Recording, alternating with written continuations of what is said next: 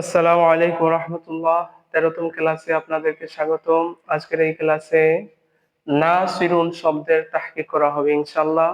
এই নাসিরুন শব্দটি ইসমে ফাইল। ইসমে ফাইল কাকে বলে? ইসমে ফাইল বলে যে ইসিম দ্বারা কোনো কাজের কর্তা বা সম্পাদনকারীকে বোঝায়, উদ্দেশ্য করে বোঝায়, তাকে ইসমে ফাইল বলে। ইসমে ফাইল গঠন করতে হয় ফেলে মুজারি থেকে।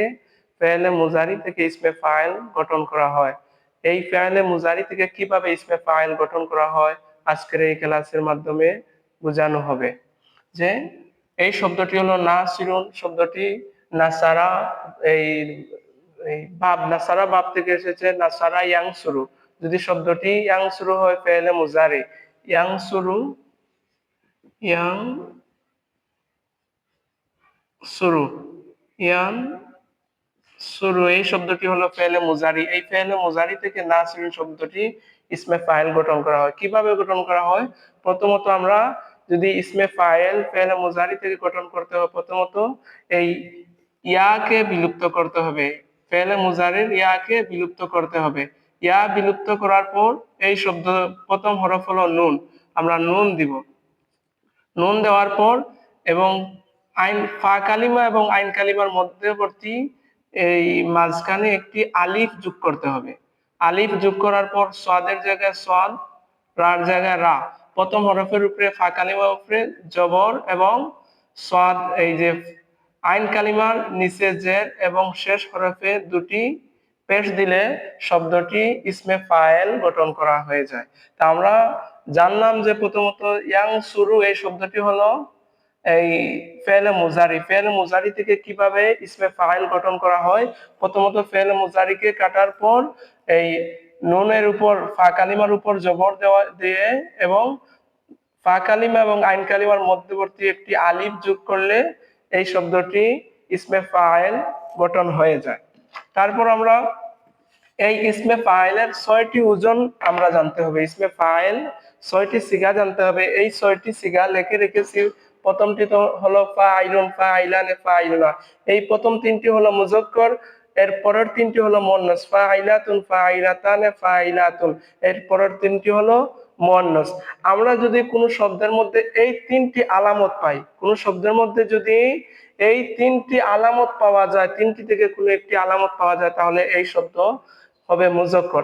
আমরা যদি এই তিনটি শব্দের মধ্যে থেকে শেষ শব্দ হলো ফাইলুনা, এই জমা শব্দটি যদি আমরা এর ওজনে যদি কোনো শব্দ পাই, তাহলে এই শব্দটি হবে ইসমে ফাইলের জমা মুজাক্কর।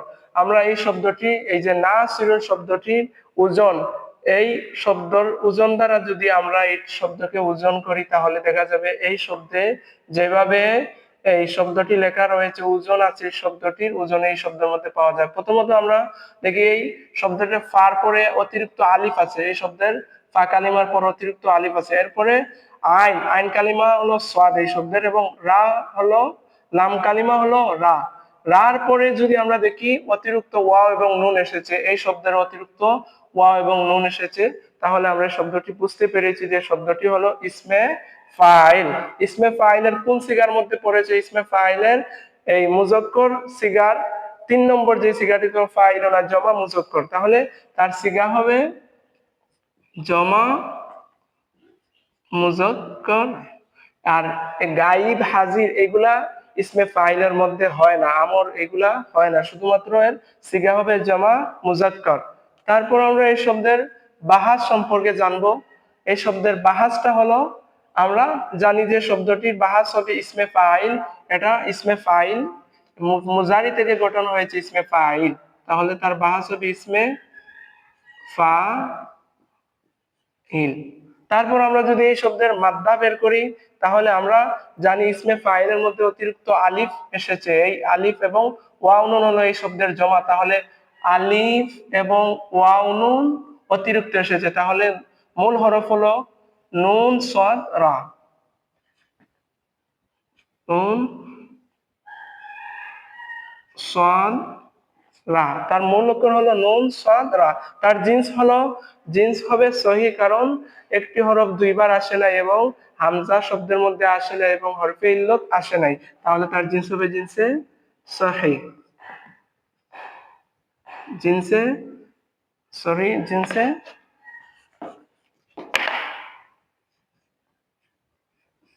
সহি, জিনসে সহি। তারপর আমরা শব্দের বাব বের করব। বাব হলো যেহেতু শব্দ সুলাসি অর্থাৎ 3 অক্ষর বিশিষ্ট শব্দটি হলে এই নুন সাদরা নাসরা ইয়ানসুরের বাব হবে নাসরা, নাসরা। তারপর এর মাস্টার হবে, আমরা এর মাস্টার বের করব নুন, প্রথম নুন, তারপর সদ, তারপর রা। শুরুতে আমরা আলিফ এবং লাম যোগ করলে তার মাস্টার হয়ে যাবে আল নাসরু। তারপর আমরা এর অর্থ বের করবো, মানা অর্থ বের করবো। মানা যদি বের করতে আমরা সিগা এবং বাহাসের দিকে লক্ষ্য রাখতে হবে। সিগা হলো জমা মুজাক্কর, তারপর ইসমে ফাইল যেহেতু হয়েছে তাহলে এই কাজ সম্পাদনকারী হবে। নাসিরুন অর্থ সাহায্যকারী হবে, নাসরা অর্থ সাহায্য করা, সাহায্য করলো। আর নাসিরুন যেহেতু ইসমে ফাইল থেকে গঠন হয়েছে এই শব্দটি, তাহলে তার অর্থ দাঁড়াবে সাহায্যকারী, সাহায্যকারী। জমা মুজাক্কর যেহেতু সাহায্যকারীগণ হবে, সাহায্যকারীগণ। আশা করি আমরা এই নাসিরুন শব্দের তাহকিক বুঝেছি। এবং যে যদি এই এই ইসমে ফাইল যদি রুবাই অর্থাৎ 4 অক্ষর বিশিষ্ট হয়, ইসমে ফাইল যদি এই 4 অক্ষর বিশিষ্ট ফেলে মুজারি থেকে গঠন হয়, তার গঠন প্রণালী হলো যদি ইসমে ফাইলটা এই রুবাই অর্থাৎ ফেলে মুজারির 4 অক্ষর বিশিষ্ট হয়, তাহলে ইসমে ফাইল আমরা কিভাবে গঠন করব আমরা এই ক্লাসের মধ্যে এটাও বলে দেব যে ইসমে ফাইল গঠন করার নিয়ম। যেমন একটি শব্দ হলো মুজতানিবুন, মুজতানিবুন।